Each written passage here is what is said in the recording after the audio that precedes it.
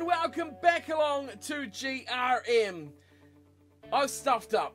I've made a grave mistake in recent weeks. As you all know, about a month or so ago, I spent some time away from making videos due to personal reasons and fell behind a bit on what was happening on GRM. Something I didn't count on happening is the fact that the season finishes and that previous season's matches disappear. I didn't count on that happening. Something I never really actually had to worry about up until now. Season 5 has just ticked over and the weekend gone, and Season 4 is gone. We still had 4 or 5 matches to play from memory of that, and I don't even know where we finished because I like to watch the matches as I do these videos with you guys, because that way it's all new to me. I know what's happening. It's all in the moment sort of stuff. There's nothing that I'm going to know about, so everything is kind of happening live for me as it is for you guys who are watching at home as well. So, how did we finish last season? I don't know. I know we were looking alright at the midway stage. I think we were second to the Edinburgh Blues. Did we hang on? I don't know. One thing I do know is we didn't make the playoffs, so we missed that, but did we make the top 10? I know with a few rounds to go where we were sitting around that 10th position. So, avid players at GRM, if you've been watching the fortunes of my team, how did I go last season? I missed that last few weeks because I wanted to keep it all interesting in the video, so I didn't quite see what happened. But, end of an era. It is the end of an era. Season 5 has begun. So with that, we will be cutting from Season 4. We will not be finding out what else happened there unless you guys have some interesting comments that may enlighten us as to where we finished and what happened in the remainder of Season 4. But I vow never to let that happen again. Secondly, we'll be on track every single week with the GRM match. So I've dropped the ball a bit on my end of that side of things, so I apologise very, very much to you guys who are following my team. That is fully on my shoulders for that, so I deeply apologise, but it does give me more incentive to follow things more closely. You can't help what happens outside of the old gaming world, can you? It's just stupid real life stuff. Do away with it, I say. But anyway, I thought it would be a good chance here, so I think we're about a couple of days away from the first round matches being released. So I thought, well, I've stuffed you guys around enough with missing the end of last season. Let's recap. We've lost a couple of players through retirement, but somehow we've picked up a boatload of players into our side. Not very good ones either. Some are, but overall, pretty average group of, well, losers that we've picked up, really. A couple will be alright, but overall we've got some work to do. So as always, you know, training happens during the off season every couple of days because the rollover is constant with every single match. So a lot of training has happened. Let's see how the team looks. Let's introduce ourselves to the new guys and also have a bit of a moment to remember the players we lost. Most notably, the two we won't get to see play in their last game, which is Dion Bortha and Cuisine. I always forget Cuisine's first name, but we won't be seeing those two anymore. So we've got issues in the front row and in the second row to fix up, as well as a couple in the subs. But we'll meet these guys and see what they can offer our side heading into Season 5, which is going to be hopefully our best year. Okay, so here is the starting 15. As you can see, very, very little has changed, but like we just talked about, we have lost Bortha and we have lost Cuisine. So, in the tight 5, we have a bit to improve on. So, we've still got Tatrescu, who will line up on the Lucid side. Now, last season, I don't know if I mentioned it or not, but I do have the third piece to this puzzle of the Tatrescu and the Patrescu. We'll meet him in just a second. He's already been in the team for a season, but most of you probably haven't seen him. So, we've got Tatrescu starting on the Lucid side, 30 years old. Other good news is there's no retirements this season. So no one has come out saying they are leaving at the end of the year, which is great. So we'll have this team for at least 2 years. I expect Tatrescu should do another 2, 3, 5 years, possibly. Hopefully he'll stick around. Secondly, of course, we've got Patrescu will sit next to him in the front row. And then on the tight head side, we have a couple of options. Harrison Pritchard, he's been our reserve hooker for quite some time, just because he's pretty good at line-out throwing. But he is still a 5-star scrummager, which is, you know, unheard of these days. I mean, reserve guys, we've got 2- and 3-star guys that we picked up in the off-season. We'll meet them, of course, in a second. But this guy is 5-star, 22 years old. I think this is something we need to smash on with this kid, make him our first-team starter. So, big responsibility on this kid to step up. Our real variant of ages here, 22, 25, and 30 in our front row. But Pritchard will be starting at tight head prop for us in the coming season, season 5. So the second row, the other contentious space, of course, we've still got Lucas Ngidi, who's still only 21. Remember, we got him a couple of years ago. Our first off-season, in fact, he was our big pull from the Youth Academy. He's coming along nicely, 4-star line-out. Yeah, hopefully he doesn't need to use that one there. But overall, a decent little player. His line-out jumping's coming along nicely. His handling is building. Good defender.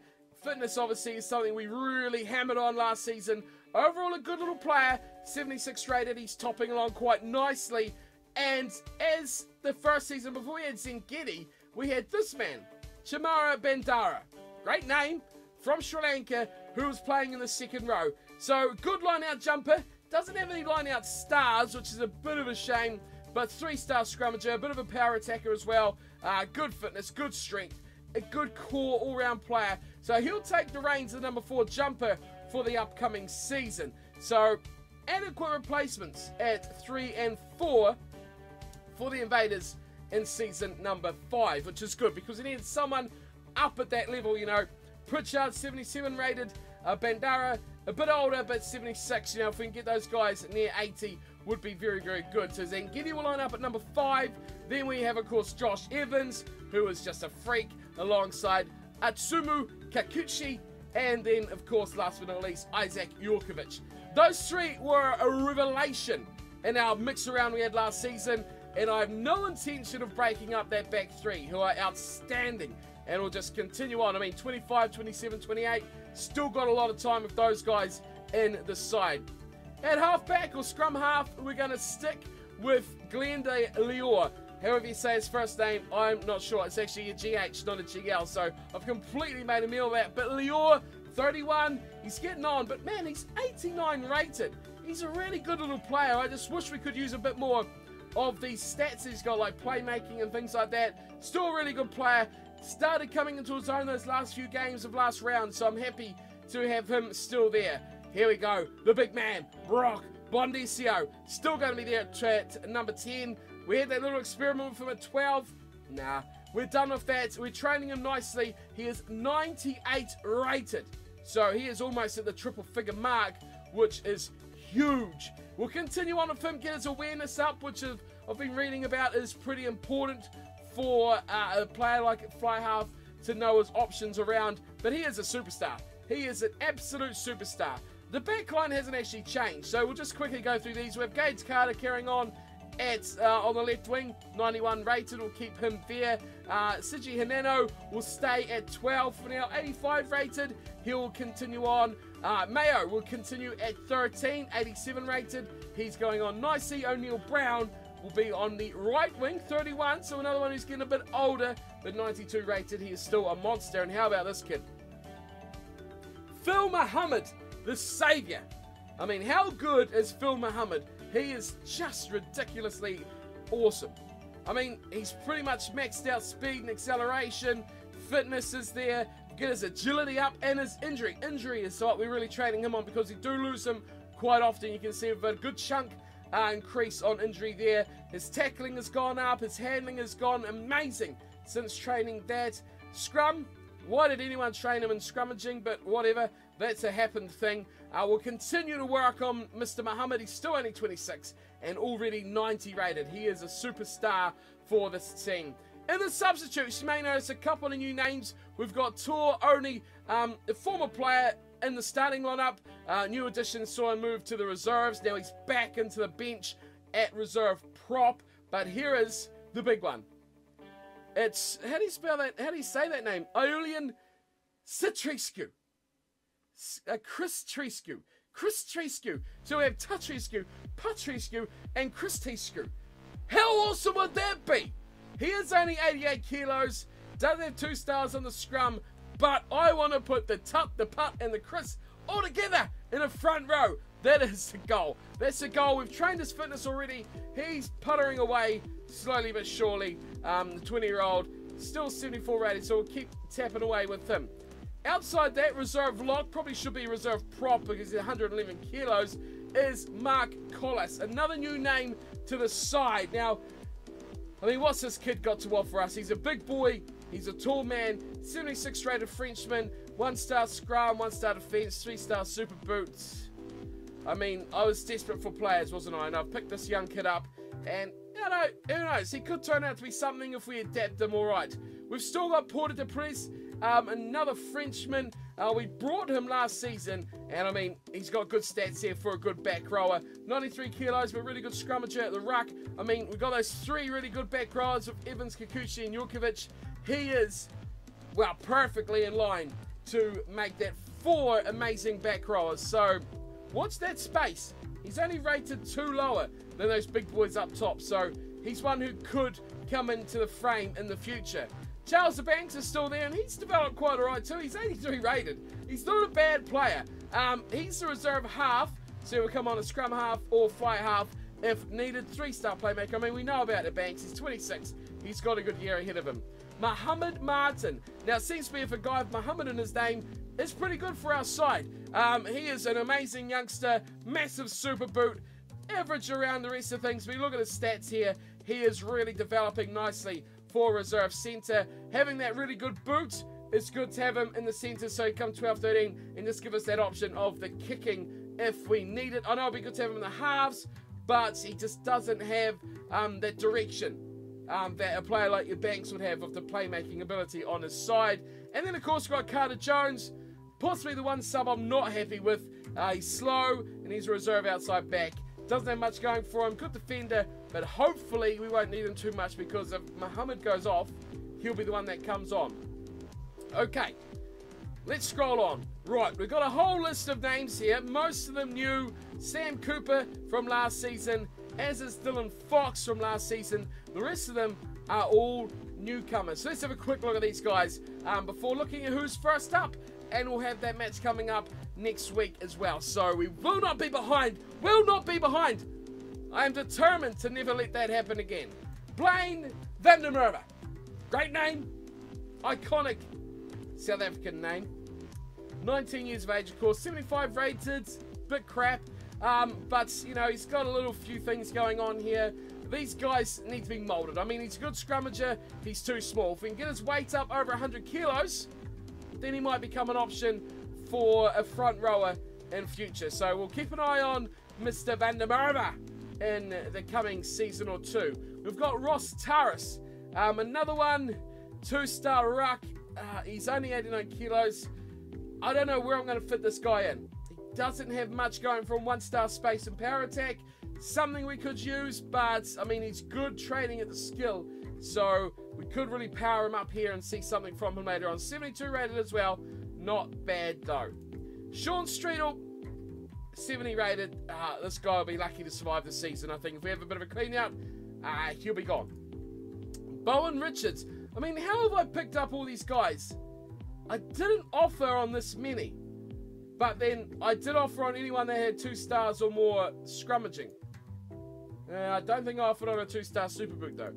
Anyway, so that's probably how we've picked up Richards. Just a 2-star scrum. He is only 90 kilos. We could pop him up to 100 again. Could become maybe useful, but definitely not one long term we're looking at. We need to fix that front row and that second row. Of course, we've got this Georgian player. Let's try to say his name. Pakulia. Good enough for me. I mean, he's decent, okay? 91 kilos, 74 rated. Couple of stars, space attack, power attack, and ruck. Scrum defense has got a little bit as well. Good core stats and really fast training the skills. Decent at physical as well. He could be one that we come to rely on later on in a couple of seasons' time. We've got Gossard, another Frenchman, and again 74 rated. Really quick training those physicals, but not much to offer us elsewhere. We'll try to get him up into playable standard, in reserves at least. Then, of course, we move on down to Gilka. Not much happening there for this guy. Again, 2-star scrum is probably why I picked him up. 90 with the scrummaging, only 88 kilos. Doesn't have much use for us at all. Clyde Edwards, a Welshman, 4-star super boot, could have been useful. Not much else going this lad's way. Not the super fast trainer either, so probably one who would see the chop. 73 rated though was Clyde. Speaking of that, we have 74 rated Bobby Barnes from England. Overall, really fast at the skills, so if we smash on this stuff here, I mean, fitness and agility is all right. We just need to work on the speed, acceleration, or strength, depending on which way we go. Will be probably speed and acceleration, given the fact he's only 84 kilos, and it's a little bit of that space and power attack. So, a lot of work to be done. A lot of work to be done. If you've got some good ideas for these chumps, let me know. But otherwise, I think we're going to be concentrating on the likes of these fast trainers, to try and get them up and try and get something out of them later on in a season or two's time. Or even if it doesn't work out, we'll just flick them off and get someone else. So we're going to be active on the transfer market, trying to pick someone up. But overall, that is how our team will be lining up for Season 5, match number 1. But you might have seen on the first page when we kicked this video off, match-up number 1. Who was it against? Do you remember? Let's have a bit of a refresher and hopefully not scare ourselves too much, because, yep, it's tough. It's a tough one. You probably couldn't have asked for a tougher assignment in your first game of the season. It is the Edinburgh Blues, but it is at home, so that is something that we could take advantage of. First game of the season, good crowd, hopefully, try and make the upset. What do the Edinburgh Blues offer, though? I want to look at their team. And as of course, this is something I want to bring into the series as we went on. A bit of a look forward to who we need to look out for in the coming matches. We started it last season, but I'm not going into that because that annoys me last season. I really, really wanted to play that season out because we were going really, really well. Unfortunately, we stuffed it. We really stuffed it. We made a massive mistake. But what do we got to look forward to in the Edinburgh Blues? As we know, one of the top teams. Did make the finals, of course, was one of the top qualifiers, but didn't win the Grand Championship as far as I'm aware. He's got a few older players as well, which may be something we could see him weaken in years to come, but I highly doubt it. What I did notice with this guy is this man, Damien Nagano, 101 overall. Now, I do like to dabble in the forums, but I haven't actually seen anyone say what a maximum stat is. I presumed it was 100. And you see all these 98, 99 players like what Brocky Bondisio is, and you think, oh, do they go higher? Well, there's your answer. 100 and run weight rated. Is the max 200 or 300? Is it 500 and these guys are all just absolute scrubs? I don't know. Is it 120? I don't know. To get to 31 years old and just cracked 100, I'm thinking maybe a 120 or something, maybe the max. Who really knows? Because obviously this early in the game, you do not want maxed out players at all. So he's got to be the key. I mean, anyone 101 rated is going to be key. He's a 12 inside centre, and also got this man, Ding Bang Pinar. Oh, we remember him. Oh, we remember him. We do indeed. 97 rated overall. He's going to be a handful once more. We've got Sliney out here, 93 rated, who's got to be troublemaker, and Pereira fullback as well at 89. Not as big as the other two. But what I do notice about this Edinburgh Blues team is that their forward pack, 79 rated, Dan Thomas. Here's Coral as well, 79 rated. And only one of their front rowers is actually over 80 rated. So a bit of an area we may have a little bit of a nudge over them if we can keep our scrum down and going forward. So that's the key. Somewhere I think I can attack this side. Other than that, we've got to defend our little hearts out to have any chance of beating these guys. They are good. We've got one famous win over them. I presume we didn't beat them at the end of last season because I know we were about to come up against them as well, which annoys me. Hey, that guy's retiring. Look at that. They don't even have it. Oh, their front rower's retiring. Their hooker, Coral, is retiring. So there you go. How much weaker will that be next season? Oh, this guy's only 73. Kirk Cox. So there you go. that is what the Edinburgh Blues have to offer. Wow, he's picked up a lot of players as well. 19-year-old, 70. I'm just looking at who he's picked up. One guy. That's 19. Wow. He only picked up one guy. Now, I know his one guy at 70 rated is probably better than all the ones I picked. Hey, I got some 74s and 75s. So not too bad. So overall, I think, are the Edinburgh Blues becoming human, becoming beatable? We will find out, but there is danger. There is definite danger in that back line if we cannot contain them defensively. That's what we need to look out for in the coming week. But that is a bit of a nutshell recap.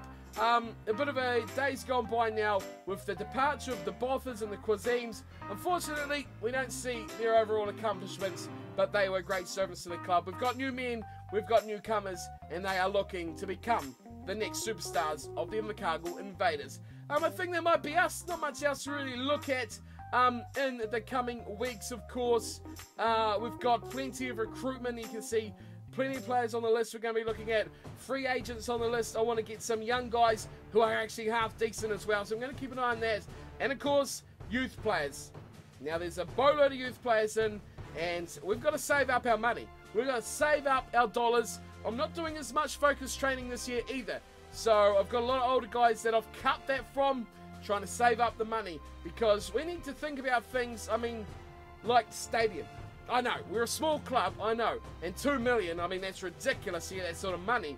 But we do almost fill it up when we do a good job. We are 6k in debt, but that's just with the changeover of seasons. We'll blitz that away with that opening match of the season coming up this weekend. That is it for us in this changeover of things. So we're closing the door on season 3 and 4, which started off the birth of the Invaders. Now it's chapter 2, effectively. We've made a bit of an error, made a bit of a stuff up. Again, I apologise for missing those last 4 or 5 matches, however many it was. But I vow to never let it happen again. Now that I know that the games actually disappear completely, I thought, yeah, I could just catch up a couple of games a week, you know, but no, that is fully my fault, and I apologise for that, missing out. So we have plenty of regular GRM content coming your way. Thank you for tuning in, watching those who do enjoy it. Hope to see you all out there on the field as well for these games. And another thing, if you wanted a team, I'm pretty sure you're too late. I'm pretty sure all teams are gone to register for. So any chance of new sides, the 256 I think it was, starting sides, are all taken. So now you gotta just hopefully wait. They'll open up some more teams and more divisions in future. But for today, I'll wrap up this video. Thank you all for watching. Thanks to the guys at GRM for allowing me to make these videos on their game. If there was some way to bring my matches back from last season, it would be glorious. But let's start chapter 2. We'll kick things off fresh and new. New team, new players, kind of. And let's build towards a successful season number 5. Let me know if you've seen how my team went at the end of last season. If you know what happened, I know there's a few out there that watch pretty regularly. So you guys might know how we ended up in the season, which I'll recap you all on next week if anyone has any info. But until then, thanks for tuning in and watching. Hope you've enjoyed, and I'll see you for game number 1. We look to upset the Edinburgh Blues for the 2nd time. Or maybe 3rd, who knows. But until then, thank you all, and take care.